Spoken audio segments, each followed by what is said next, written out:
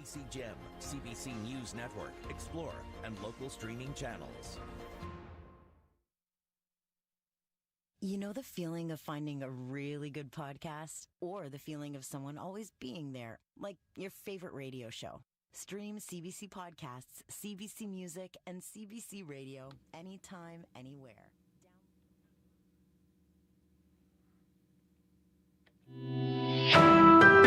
This is CBC News. Good afternoon, I'm Rosanna Hempel. At 12 o'clock, it's 21 in Winnipeg. A mix of sun and cloud today, high of 28. It'll feel like 33. Wildfire crews continue to battle a blaze that is only a few kilometers south of Bunabonabee Cree Nation. The fire forced more than 2,500 people to leave the community. Earl Simmons is the director of the Provincial Wildfire Service.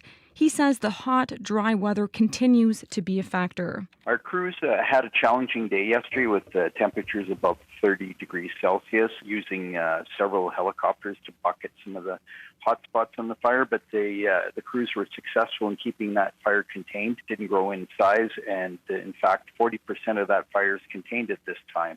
Simmons says rain is expected to move into the region later this week, which will help in the firefighting efforts. He says a fire near Marcel Colombe First Nation was brought under control earlier this week, and the province has advised the community that people can return. Simmons says fire crews from New Brunswick and Newfoundland are arriving in Manitoba today to help. Manitoba's Justice Minister says his office is discussing public safety issues with Manitoba Kiiwetinoong Okimakanak. MKO says since 2021, it's seen a 40% increase in violence in the northern communities it represents. Chiefs in northern Manitoba are calling for restrictions on alcohol purchases, following an uptick in violent crimes. The province says there are restrictions at some liquor vendors up north that limit how much a person can buy in a day. Well, time is running out for CN Rail, CPKC, and their union. They have until just after midnight tonight to reach a deal. If that doesn't happen, the country will be thrown into a major rail work stoppage. And that has companies looking for other ways to ship their goods. Sam Woods is president of Jory Logistics, a Calgary-based customs broker and freight forwarder. Already, we've had to move a lot of product that was going to be moved on rail to truck. If the strike does happen, then we'll just be forced to shift everything to truck, which will be kind of a mad dash to get everything on trucks. Everyone doing this at once is going to be a giant issue. Woods says there is a limit to how much trucks can move. And other experts say there are certain products, such as petroleum, that can't be moved long distances by truck. The war in Gaza is casting a shadow on Pride celebrations in Ottawa. A pro-Palestinian statement by organizers is dividing the participants. Nicole Williams reports. It's just something that we really are proud to be part of. Sumaya Myatt is the manager of Scrim's Florist on Elgin Street, right on the parade route. In the front door hangs the Pride flag, and the windows display pictures of Ottawa's first ever Pride event. This year, however, many now refusing to march after Capital Pride issued a statement last week critical of Israel's actions in the Middle East and in support of Palestinians in Gaza. I think maybe the waters have gotten a bit muddied in various aspects, and that's sad. In an email to CBC, Capital Pride writes, while we are sad to see some groups withdraw from the parade, many organizations remain committed to marching in defense of queer and trans rights. They say this week's events have continued as planned, and they look forward to welcoming everyone to the parade on Sunday. Nicole Williams, CBC News, Ottawa. Toronto police have arrested 2 teenagers allegedly responsible for a series of shootings, including one that resulted in a murder. Staff Superintendent Joe Matthews says that shooting was part of the turf war between tow truck operators. The Toronto Police Service Homicide Unit has arrested both a 15 and 16-year-old youth for first-degree murder in a tow truck-related homicide that occurred on July 6th. The tow truck task force also alleged that these same 2 youths were responsible for 11 separate shootings, with 8 of these shootings taking place over just 2 days of the Canada Day long weekend. The two teens are facing 154 charges, including first-degree murder. At the time of their arrest, both were banned from possessing weapons. Violence within Toronto's tow truck industry has been a long-standing problem. India's top court is responding to the widespread protests following the rape and killing of a trainee doctor earlier this month.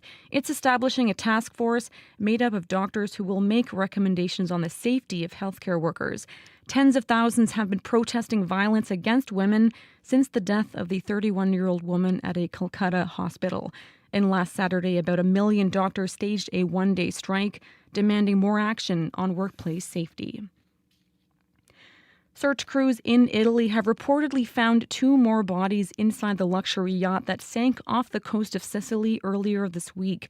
Officials say divers have breached the hull of the vessel, but it is so deep underwater they can only stay down there for about 10 minutes at a time. Matthew Shank is chair of the Maritime Search and Rescue Council. There is the eyewitness accounts from the shore and the other vessels.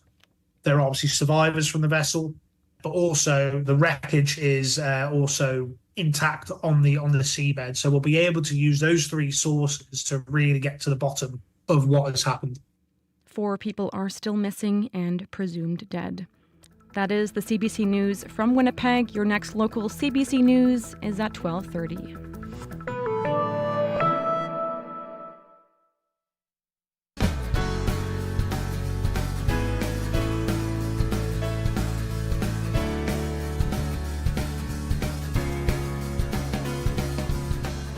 Good afternoon and welcome to Radio Noon, the Wednesday edition for August the 21st. Lots coming up on the show today. After the 12:30 news, we want you to phone in because we're going to be talking about getting ready for back-to-school routines. Coming up, we'll talk about prepping lunches and how you can get your kids interested and involved in making their own school lunches. And if you're lucky, maybe some meals. Food writer Julie Van Rosendahl has some ideas, and we hope you do too. Give us a call, 204-780-0893 or 204-588-7355 if you want to text. And we're going to be talking about what Premier Wab Kinew shared about Plan 2050. But first, the looming lockout and possible strike involving Canada's railway companies. Canada's 2 main railway companies are edging closer to a major labor dispute. Right now, Canadian National Railway and Canadian Pacific Kansas City are in a standoff with the Teamsters Union.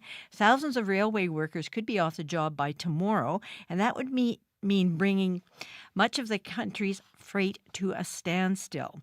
In Manitoba, the agricultural sector relies heavily on rail for shipping its product, and with harvest well underway, farmers are watching the situation closely. Jill Verwey is the president of Keystone Agricultural Producers. Hello, Jill. Hi, happy to be here this afternoon. Oh, good to have you. So tell me, what impact would a strike or lockout have on agricultural producers? Well, nothing can place our industry into a grinding halt in that having this happen where, the only or the major source of transportation of our goods and supplies being the rail, this strike will have a large impact on the industry.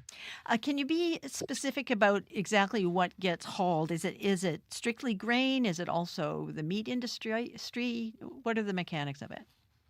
Well, we've got both and the entire industry, grain specifically, close to home, but also on the livestock sector side. Rail is the primary source of transportation that's used to get our product to port, as well as being the primary supplier of our supplies, input supplies, that we use here on the farm. So it's hitting on both sides. And currently, the major impact being producers are in the field taking this year's crop off and have contracts that are in place for delivery. We're already seeing the impact at elevators where we're being, cautioned that they don't have the capacity to hold grain or take delivery of contracts in some cases when this rail strike would mean ending their ability to send grain to export. Have you noticed prices dropping in terms of contracts? Prices traditionally, and we have seen them soften here in the fall. We are seeing that pressure on a day-to-day basis, and it'll have a larger impact, to cushion the blow of additional costs that grain companies are going to have to incur if they have to look at other alternative methods of transporting grain. There just simply isn't enough trucking capacity in our country to accommodate this. The rail is the most efficient, the most safe way to transport our goods effectively and at the most cost effective way. And to have this impact right now in the fall could mean a lot of dollars lost, as well as, at the end of the day, the reputation of Canada as a reliable source of grain internationally. That is going to hurt our country dramatically if this continues. So the threat of a major labor disruption has been on farmers and producers' radar for a while. Has there been any action that they've been able to take ahead of this, or is it just keeping their fingers crossed? Well, unfortunately, it's a wait and see. We have taken some action as far as being able to let our voice be heard federally down east. It's important. It's an imperative that our federal counterparts know the urgency that this is going to have a very negative effect internationally as Canada being a reliable source of grain and food, and ultimately, it's in their hands to continue to be there to I guess put pressure on the individuals to both parties to continue. We do have a few hours here, but ultimately, if there isn't any resolution, then we're depending on the federal government to step in and to lend assistance to ensure that there is arbitration through Section 107 and to enforce that they're put back to work. But we're at a wait and see right now. But it is devastating for our country to again look at something that is going to hurt our reputation internationally, as well as hurt the pocketbooks of producers and ultimately the pocketbooks of every Canadian with further disruptions like this. Well, and we've been talking about what the producers are shipping out, but what about things that they might be expecting to come in by rail? What might those be? Well, the first thing would be fertilizer for the upcoming season. We also look at fuel and particularly down east, propane for heating of their barns for livestock operations. So rail is the only safe and affordable way to transport goods. If you look at the other infrastructures that we have in Canada, the availability of trucks and labor to transport goods with trucks or something other than rail is simply additional cost, and we just don't. The resources aren't there to accommodate for that. So, how optimistic are you that a settlement will be reached in these final hours? Well, I think we're just waiting at this time, but I think the pressure is being put on by all of our provincial resource associations as well as our national ag associations, combined with businesses across Canada to put the pressure on our members of Parliament in the East to ensure that they know the urgency of having a resolution here, and if that at the end of the day means that we're forcing back to work regulations and forcing arbitration or having the partners at the table, I think that's the last thing that we want to see. We want to see the parties involved come to a resolution here before a strike occurs.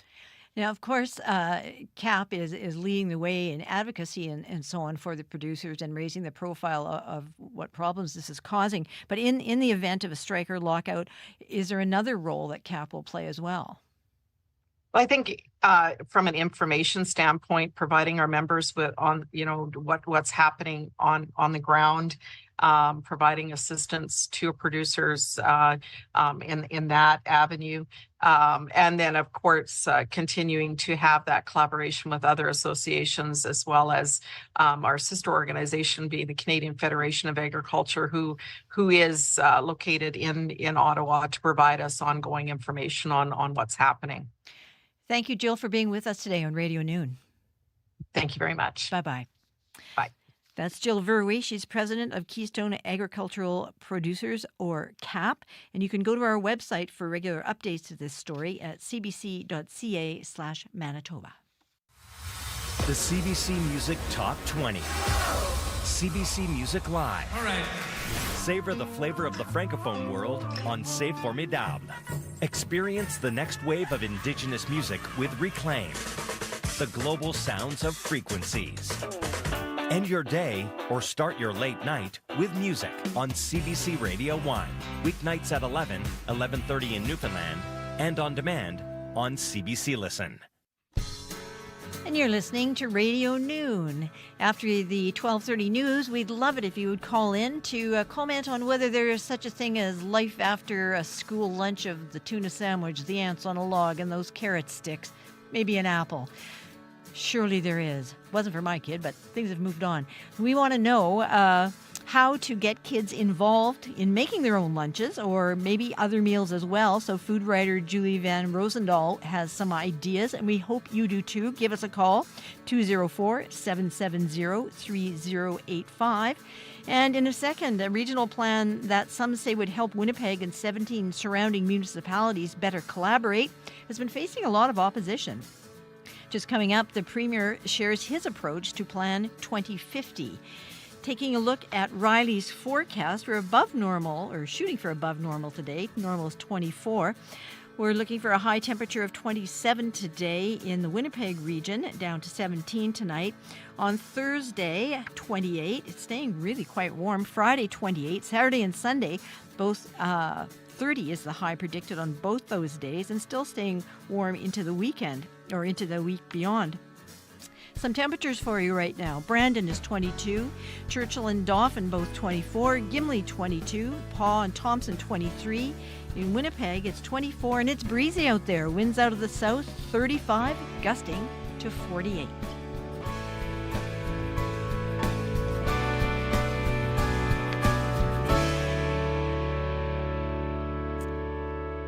It's 17 minutes after 12 o'clock. You're listening to Radio Noon. I'm Laurie Hoogstraten, filling in for Janet Stewart. Manitoba's NDP government plans to allow municipalities to opt out of the Winnipeg region and not take part in a new regional planning framework called 2050, Plan 2050. At least 5 of the 18 municipalities included in the plan say they're actually opposed to it. Selkirk, Niverville, Headingley, St. Andrews, and East St. Paul have all been protesting involvement. CBC's Bartley Kivas met with Premier Wab Kinew to talk about it. When the legislature resumes for the fall sitting, we're going to introduce a freedom bill to bring freedom to the municipalities who want out from the Winnipeg metro region, this big planning exercise. If it's going to be something that's voluntary in the future, I think that's probably the path forward. Basically, this is something that was forced by Pallister and Stephenson. This is a Pallister-Stephenson special. So we're going to bring freedom back to the equation. We're going to allow these locally elected municipal officials to represent their ratepayers, to represent their constituents. And we've heard a lot about this going back many years. I think, you think of a city like Selkirk as one example. They've been very clear about this. They opposed it from the beginning. And now, after taking some time and looking at the situation, we think it's an important step to return that power to locally elected democratic officials instead of trying to centralize everything like the previous PC government was up to. So does this mean Plan 2050 can move forward without all municipalities? Well, what we plan to do is introduce a bill this fall, a freedom bill, it'll make it voluntary to be part of this process. The idea that the provincial government under Pallister and Stephenson was going to force everyone into this joint exercise, or going to take that local democratic freedom away from people, I don't think is right. So we're going to undo that, and we're going to restore some level of local democratic decision making and self-determination. I know people out there, they want to have that freedom to decide where they're going to live, to make decisions about, their local community. And so we've been hearing a lot of that over the course of the summer, and I think now's the right time for us to undo this part of the Pallister and Stephenson legacy that the PC's brought in. What would you say to the idea that that would effectively kill this planning exercise if enough municipalities leave it? Well, it's important that we respect democracy. And we're hearing very clearly from democratically elected officials that this is something that's standing in the way of them being able to do the right thing for their local citizens. And so we're a listening government. And so we're going to listen. We're going to bring in this freedom bill and, just ensure that that democratic right is respected. Mayor Gillingham has said that without regional planning, some businesses have bypassed the Winnipeg area, and that businesses have said, look, we would like some sort of regional coordination here. What would you say to that pushback towards this decision? We're a business-friendly government, and we're spending a lot of time and resources creating good jobs for the average Manitoban out there. Economic development is a major priority, and I think that the best way for us to grow the economy is to send a message that we've got freedoms and democracy here in Manitoba, and this bill that we're going to bring in to undo the PC legacy brought in under Heather Stephenson and Brian Pallister is one way for us to do that. I think that respecting local democratic leaders is an important step, and this is one thing that we're going to do with this new bill come the fall. When you look at cities like Ottawa Carleton or the Durham region in Ontario, they control large rural areas outside of urban areas so that you don't get situations like you have in Winnipeg where you have a whole bunch of industrial businesses on McGillivray in, McDonald just outside city limits, and all these industrial businesses just outside of Transcona in Springfield. If there was a request for Winnipeg, or even from business owners for Winnipeg, to annex some of its parts of neighboring municipalities, what would you say to that idea? Well, I think the key word that you use there is control. And in our view, under our government, the control belongs to the citizens who decide where they want to live, who decide who they want to cast a ballot for. And in the most recent provincial election, you rejected Heather Stephenson and Brian Pallister, and you elected our team. And so our team is going to listen. And we're going to say, for folks in maybe a Niverville or a Selkirk who've identified concerns with this 2050 thing and with the Winnipeg metro region, we're giving the freedom back for you to determine your own destiny. And for other folks, it's voluntary. If you want to go together with this planning exercise, if you think that that's a benefit for your family, for your community, for your neighborhood, then that path is going to be open for you as well. So leaving Plan 2050 aside, how concerned are you, though, about the balkanization of tax regimes and municipal rules and development charges between Winnipeg and some of its neighboring municipalities? I think we're really lucky to have a lot of innovation happening in the province right now. I live in Winnipeg. This is, what our family has decided is a right fit for us in terms of exercising that free choice. But when I go to watch hockey at Niverville and I see that amazing recreation and high school complex they have there and all the growth on their main drag, I think that great things are happening in Niverville. And when I go to Selkirk and I see all the environmental initiatives and the new library and the business investments that are happening there, I think they've got a lot of great leadership going on too. So I think what's really important for us at the provincial level is to ensure that we're respecting the local decision making, the freedom for people to decide what's the best path forward for a Selkirk, the best path forward for a Winnipeg, the best path forward for a Niverville, and really just to ensure that the right tools are there. We're going to grow the economy, we're going to grow the province, but we got to ensure that democracy and freedom is respected along the way. Manitoba Premier Wab Kinew speaking with CBC's Bartley Kivas. And just in the last hour, the City of Selkirk, in a press release, announced that it supports Kinew's efforts to make inclusion in the 2050 plan voluntary. In the statement, Selkirk Mayor Larry Johansson said that, quote, In our efforts to correct the forced and inappropriate inclusion of Selkirk into the region, we have emphasized that local governments should have the choice to join or not. We are thankful for this decision. End quote. For more on this story, you can go to our website, cbc.ca/Manitoba. The CBC News app delivers the answers you want to know and need to know. What an extraordinary scene. The breaking stories that shape your world. Reporting from the scene onto your screens. Dropping the 8 now. We're just approaching Gaza. Your source for mobile news. Delivered when you want, where you want. This situation has changed very quickly. The CBC News app. Download for free. You are listening to Radio Noon at 25 minutes after 12 o'clock. The Canadian Future Party is a new federal political party pitching itself as a centrist option for people tired of the Liberals and Conservatives. It says it's already running candidates in by-elections next month. Dominic Carty was formerly the leader of the New Brunswick NDP and education minister under New Brunswick's progressive Conservative government. He's now interim leader of the Future Party of Canada. He spoke with Front Burner host Jamie Poisson about who he thinks his party will appeal to. Our slogan is not left, not right, but forward. And that sort of sums it up, that you get about 70% of Canadians who say that they are broadly in the middle, that they are socially liberal, really not particularly interested in who's in love with who or any of those personal questions, don't want to interfere with what a woman does with her body. Equally are fiscally responsible. Support government programs, absolutely, but want to see them deliver results, that recognizing that if we spend public money, that there should be results for the public that comes from that spending. And there's no contradiction between expecting results from the public service and being a supporter of government programs. So that's our goal, is we want to have a program that really talks about making democracy deliver for Canada. Because if democracy isn't seen as delivering by voters, it opens the door to the sort of dangerous populism that unfortunately I think that we've seen Mr. Poilievre engage in.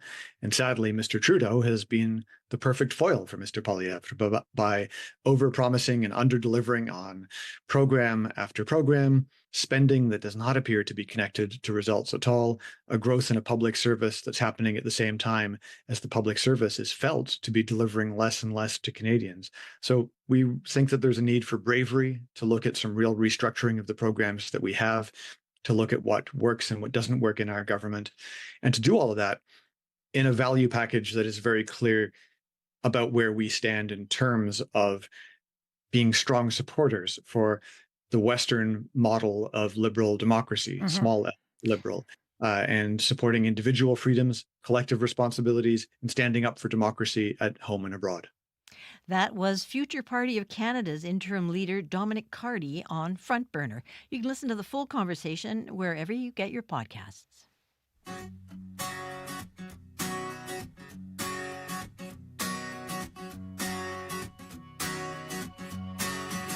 We've had a good run, and we ain't done yet.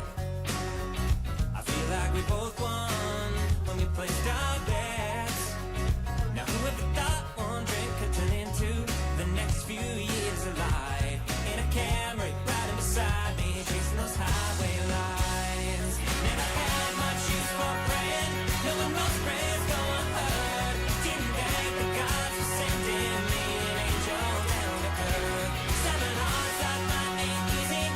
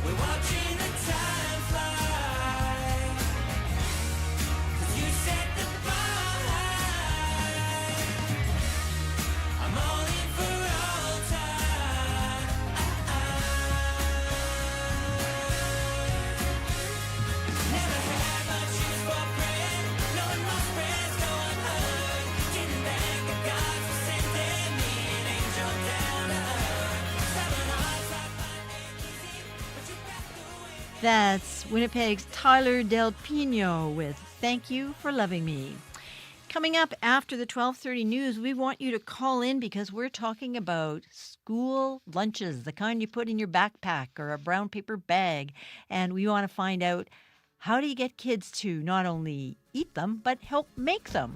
We'll be talking to a food writer and author about how kids can get involved. We want to hear from you about what you do about that. The news is next.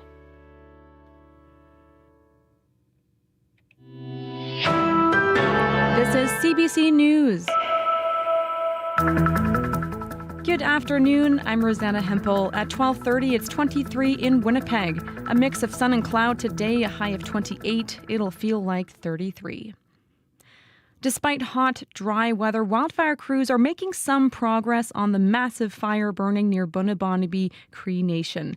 The fire is still burning between 9 and 10 kilometers from the community. Earl Simmons is the director of the Provincial Wildfire Service. He says yesterday they were using helicopters to douse hotspots, and it's now roughly 40% contained. Simmons hopes rain moving into the province will help. That rain should wrap around towards the east side of the province where this community is located, and so we'll likely get some help from some precipitation. Hopefully, we're hoping for that, but in either event, we're still situated well there to continue making good progress to contain that fire. More than 2,500 people were evacuated from Bunabonibee because of the fire. Meanwhile, Simmons says there is good news for people who live in Marcel Colombe First Nation.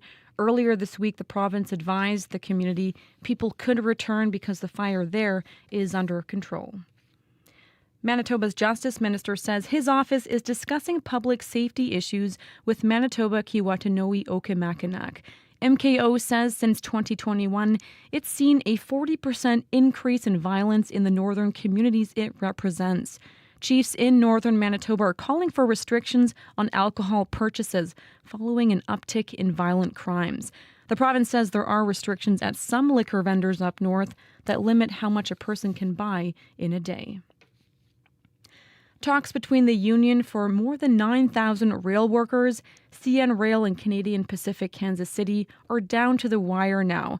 And if there's no deal by midnight Eastern, workers for Canada's two national rail lines could be on strike or locked out. The federal labour minister is in Calgary today to urge the parties to come to an agreement.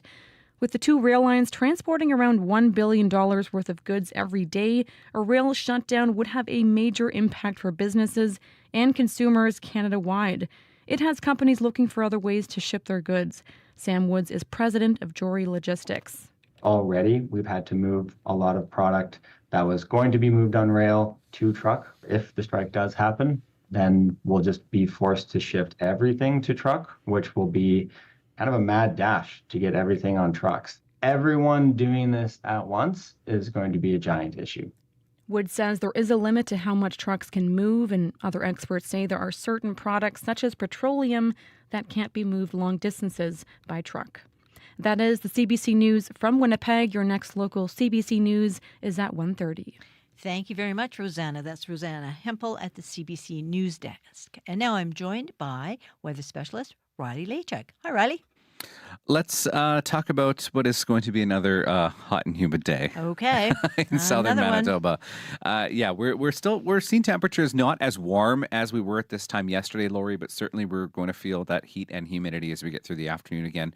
23 in Winnipeg right now. Brandon's at 24, 25 in Swan River, and 26 in Swan River at the moment. 25 in the Pas is what I actually meant to say. We are seeing a few showers and a few thunderstorms moving through parts of the province, which I'll get into in a moment. Right now, we still have air quality advisories in place for God's Lake into the Island Lake region, as well as for Lynn Lake into the northwestern corner of Manitoba. Right now, though, we are seeing a little bit of cloud cover start to kind of move into southern Manitoba. I'm not talking about an overcast day per se for us in southern Manitoba, but mix of sun and clouds throughout the afternoon here, a little bit more cloud than sun in some cases. And we are seeing a few showers and a few rumbles of thunder moving through the Swan River region, which just kind of went through that region in the last hour or so. By and large, though, we're looking at a mix of sun and clouds today. Things change as we get into the evening tonight, though. We are going to see clouds building in a little bit more as we get into the evening hours. our best chance for thunderstorms once again into that western side of Manitoba, the Parkland region, anywhere from Riding Mountain National Park north to Flin Flon, the Pas into Norway House. That is kind of the corner we have the best chance for some thunderstorm development through the late afternoon. This ahead of this main area of low pressure that will bring us some showers overnight tonight across southern Manitoba. So a good chance we'll see some scattered showers, particularly overnight tonight in southwestern Manitoba into the early morning hours tomorrow into the Red River Valley. So don't be surprised if you wake up first thing in the morning tomorrow in Winnipeg and either see a wet ground from some showers that pass through or a few raindrops falling first thing in the morning. We are looking at the potential, at least, for some scattered showers overnight into the early morning. The best chance of that, once again, though, comes into that Parkland region once again into the day tomorrow. And by supper time, on Thursday into Friday, we start to see things kind of clearing out. So we're looking a little bit of a blip in the forecast tomorrow, a bit cooler than we've seen the last few days. But then we're back into sunshine and warmer temperatures by the time we head into Friday and into the weekend. So today in Winnipeg, I've got us at 27 this afternoon. Brandon, 28, 29s for both Swan River and Dauphin. Good chance of showers, like I mentioned, into the Parkland region later this afternoon. Thompson, mainly sunny and 28. Winnipeg, I've got us at 25 tomorrow with some scattered showers. More so earlier in the day, 28 for Friday, and then I've got us at 30 for both Saturday and Sunday. Wow, that sounds nice. Yeah. And listen, before you run away, I just want to ask you, we're going to be talking to Julie Van Rosendahl, who's a food writer and cookbook author and so on, about lunch, school lunch. I know you're giving this very summary forecast, but I wanted to ask you, what was your favorite take to school lunch? I have to say, my favorite by far lunch to go to school was when I would get grandma's pierogies in a thermos. What? I know. Wow, that is fancy. Very fancy. Wow. And it wasn't an everyday thing. No. But, it was a nice treat once in a while. Wow, the side of sour cream? Yes. Oh, man. Okay, I took Had to be grandma's, though. Had to be grandma's. Well, I used to take my mom's tuna sandwich, which really would make you weep, and took it every day for years. But we're hoping to get maybe the kids getting in on that. Did you ever help your grandma make the pierogies? No. No, you just enjoyed them. I just enjoyed them. That was that's my job. Fine. All right. Thanks a lot, Riley. You're welcome. There's Riley kicking off our discussion because we are talking about getting back to school routines. And coming right up, we are going to do that because back to school means back to making school lunches. And one way to make that job easier is to get kids and teens to help prep the backpacks, brown bags, and lunch kits. It's a kind of food literacy that we can try to teach kids so that they take some ownership of what they're eating. It's possible if you do some planning, use your imagination, and get good advice from other parents. And as I mentioned to Riley, today we are getting that from food writer and cookbook author Julie Van Rosendahl. Julie believes that learning some basic cooking and meal planning skills is a great way to foster independence and probably ups the chances of that lunch actually being eaten. So give us a call with your lunch-based questions about how you wrangle lunch making and give us your tips, your successes, your failures, and your recipes. And maybe those who take those lunches to school today have something to say. So kids, weigh in. Tell us what you'd like to take for lunch or who you'd like to make it. We all want Riley's grandmother to make us pierogies in a thermos with a side of sour cream, but short of that, give us a call, 204-780-0893, or you can text us at 204-588-7355. And now it's a great pleasure to welcome Julie to the show. Hi, Julie. Hello. So tell me, how do you get kids and young people interested in making their lunches? Oh, I think it's really important to sort of foster a love of cooking at a really young age. And even having them do their homework in the kitchen while you're cooking is a good thing, not seeing it as a chore. Whoever lumped in cooking and cleaning together, I don't understand. They're completely different things to me. But yeah, just getting kids engaged and not just the actual cooking, but the planning, what they want to make, take them to different grocery stores, take them to the library, to the cookbook section, and let them, choose something new and get them involved in that way. Well, you mentioned starting young. How young? Mm-hmm. Well, it depends. mean, my son, who's 19 now, started when he was, 2, pulling up the chair and not just, mixing and stirring and kneading and measuring, but chopping. I'd give him a little knife and he would chop soft vegetables like zucchini, which is in season now. And zucchini is nice and soft and it's curved so it doesn't roll around on the countertop. He would graduate to onions and just stand at the counter and practice chopping onions. And I would throw it all in the freezer to use for soup another day. It doesn't really matter how much they chop. You'll use it at some point. It's not going to be wasted. I suppose so, but that brings me to, I just imagine getting my daughter, who at that age, to have something to do with zucchini or onion in their school lunch. So we tend to get into ruts, but I think that's lack of imagination. So I guess you want to start young with presenting different foods for lunch as well. Mm-hmm. Well, and I think we, as grown-ups have very rigid ideas of what constitutes school lunch, when in fact you could take anything. I mean, pierogies and sour cream, that sounds amazing for lunch. Yeah. Leftovers from dinner the night before. I mean, when you have thermoses that can transport just about anything. I used to be so jealous of my friend who brought hot dogs in a thermos with a little package of buns and then the little packets of ketchup and mustard. Oh, it was like my dream lunch. But you can take just about anything to lunch. And I think that we put a lot of pressure on ourselves as parents to make it creative and interesting. And, we see on social media these elaborate bento boxes with, carrots cut like animals. And it's important. I think it's important to remember that kids find comfort in repetition. I mean, they watch the same movie 100 times in a row, right? So if there's something that they like, my son loved pesto pasta, something chunky like rotini, and it's great at room temperature. It's fine, warm or cold, sure. And he could, eat it with a fork, and so that he would take over and over for lunch, and that's fine. It's easier for us as well. Well, let's go to our lines. We have Nina calling in. Hi, Nina. Hi, how are you? I'm well. How are you? I'm okay, thanks. So what are your tips? My son is 4 and he's not in school yet, but as far as daycare goes, I find that something that really helps is involving him in the process of his choices for lunch. So for example, if I want him to pick a vegetable, so I'll give him, let's say, 4 or 5 options for a veggie that he can pick for lunch. And he'll pick whatever one he wants. We do the same for fruit, for a sandwich. And I certainly don't go all out with like fancy shapes and like special cutter shapes because I don't have time for that. But even just small things like cutting his sandwich into quarters or into sticks, like those things it seems to make a difference, at least at this age. So that's just my small thing that I find helps with a bit of a fussy eater is letting him choose from things that are healthy and making it fun where it's possible to do so. Well, thank you very much, Julie. Sorry, Nina. I'm looking at Julie and calling you Julie. Thanks a lot, Nina. No problem. And have a great day. You too. No, that's great. I was just going to say that it actually leads into a question I was going to ask Julie about the sort of, rather than only nutrition, what are kids getting out of being part of the decision-making process with their lunches?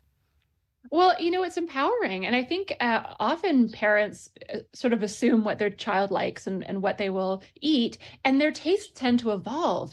When I talk to kids about what they want to learn how to cook, it always amazes me.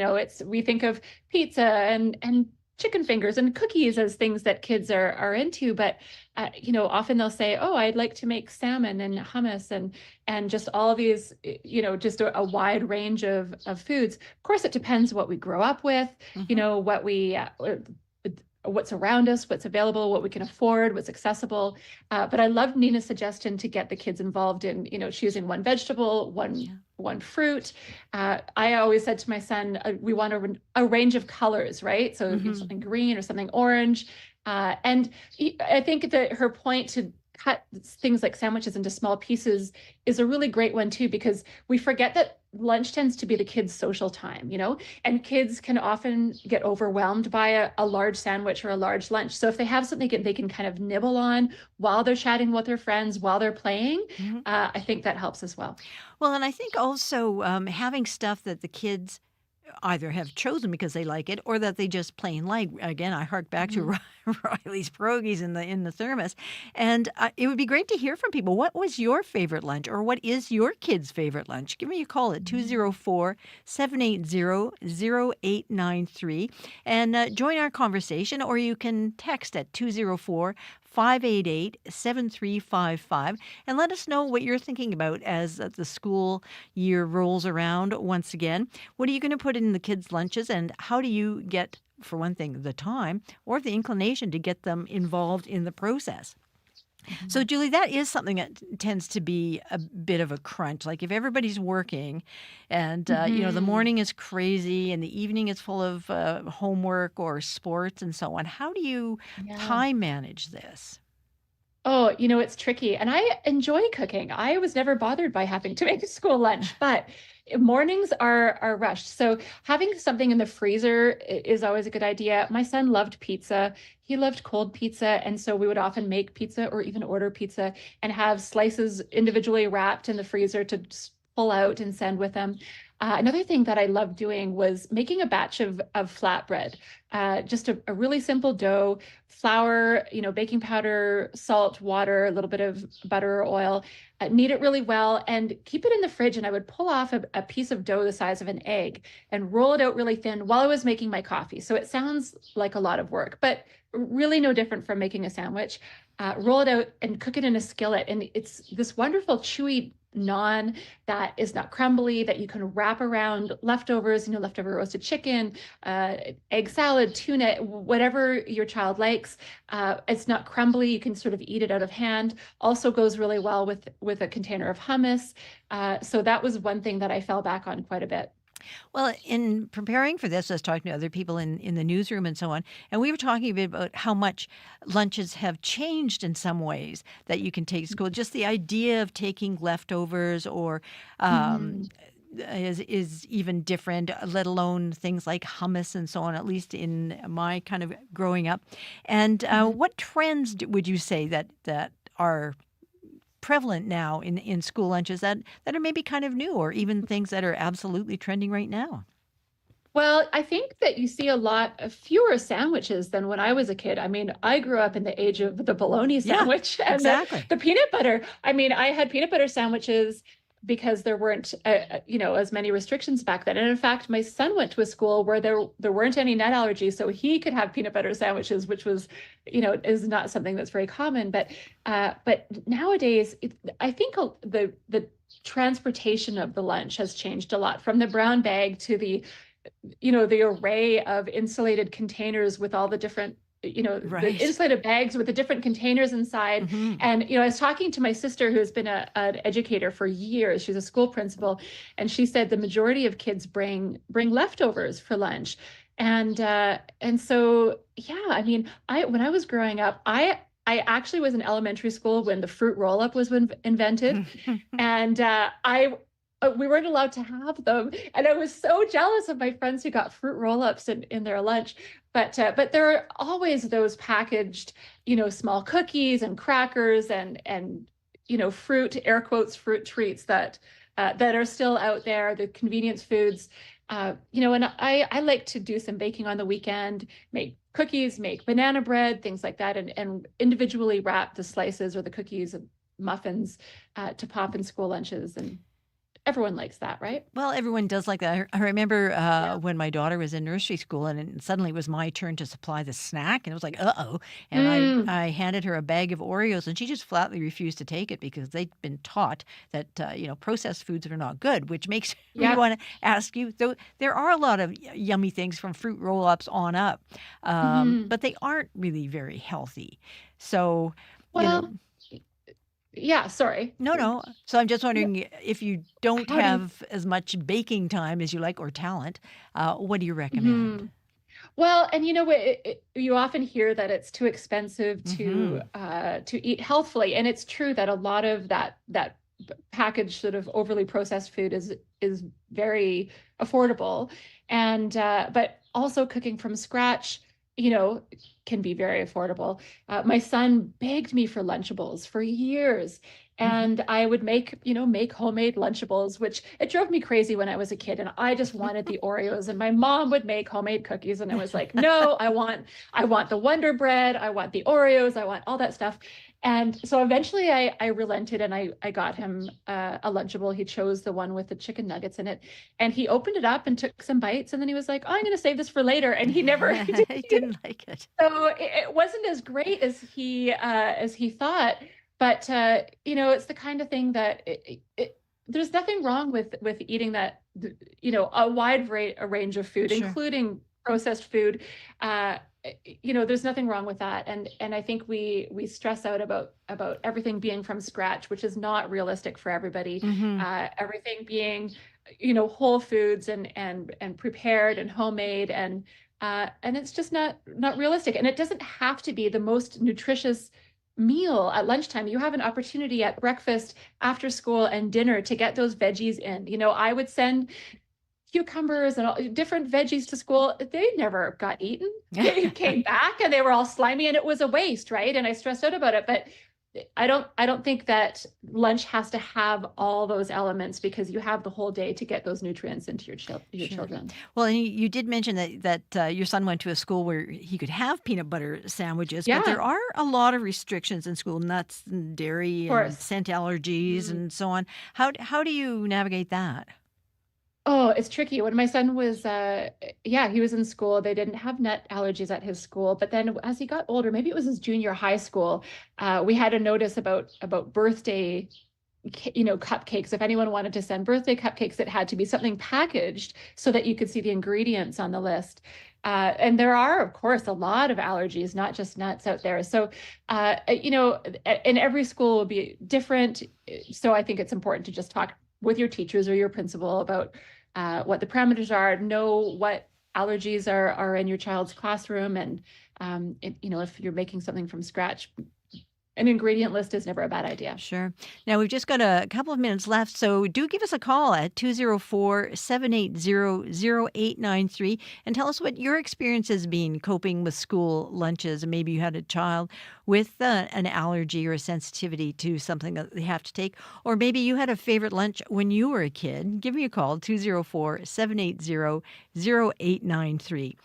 I'm talking to Julie about what we can do to get our kids involved with making those lunches and, of course, eating those lunches.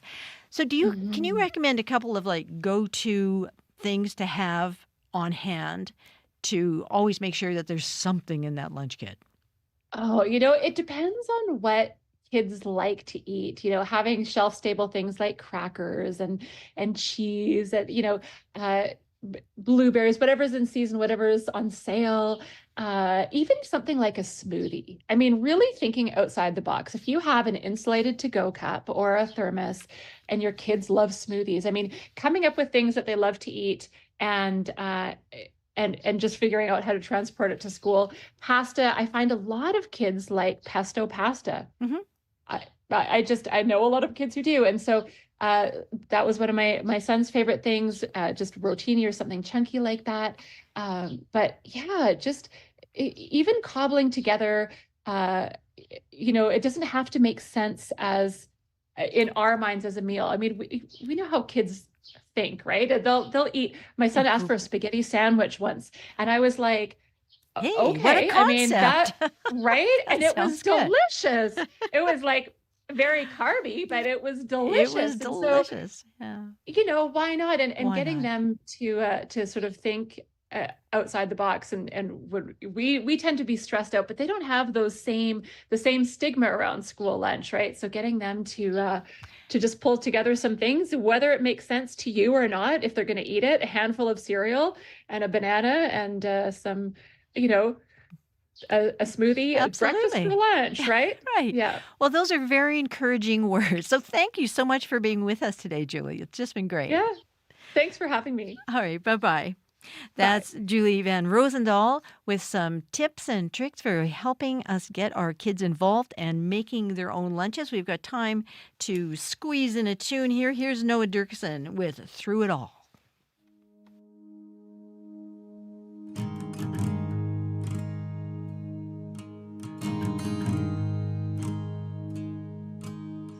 I wake up in the morning, the sun is shining bright, the birds are singing way up in the sky. Coffee's on the table, there's a kindness in your eyes. I get the urge for leaving, I could not tell you why.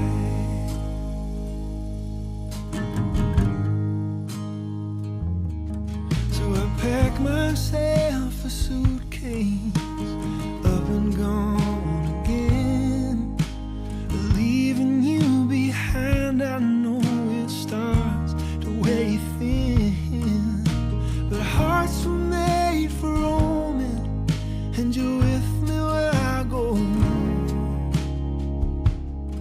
It's the cost of living, oh that long and winding road. I come home to you in the middle of the night, and you stay up so late with arms open wide. And we got faults, and we got failures, we stumble and we fall. Still you're the one I love through it all.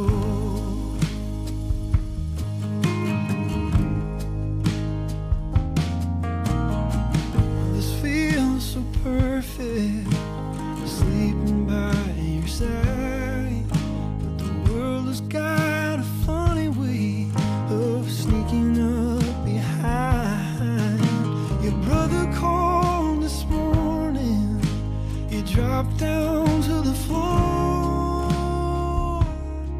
You're needing my shoulder, but I ain't here no more.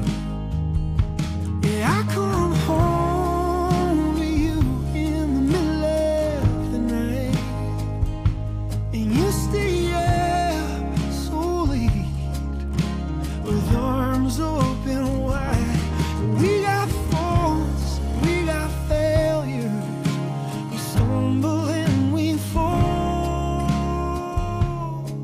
Still you're the one I love through it all. That was Noah Dirksen out of Winnipeg with his latest song, Through It All. And joining me in the studio is host today, Emily Brass. She's filling the host chair on Up to Speed this afternoon. Hi, Emily. Hey there, Lori. So what's on the show? Well, you might have noticed it seems like there are orange cones and barricades around every corner these days in Winnipeg. Yes. Of course. Well, for Winnipeg small businesses, that summer road work is causing more than just traffic jams. A new report by the Canadian Federation of Independent Business found it's hurting about 2/3 of the province's small and medium-sized businesses. So we're going to hear about their new report and how the city is responding. 2/3? Yes. During the past 5 years, 2/3 of them say that it had a significant impact on their revenues or their operations. Wow. I mean, we're used to the cones, but yeah, that's the fallout, isn't it? Yeah, well, we'll be listening. Thanks a lot. Thank you. That's host Emily Brass. You can hear her on Up to Speed with all those stories from 3 to 6 this afternoon. Well, thank you very much for being with us on Radio Noon. Just got time to say goodbye and thank you to our technical director, May McKillop, our other kind of director, Wendy Parker, and YouTube live stream director, Brad Lillies. You're listening to CBC Radio 1. I'll join you again tomorrow. Looking forward to it. And next up, Writers and Company. Enjoy the day. Bit breezy out there, but nice and toasty warm. Talk to you tomorrow. Bye-bye.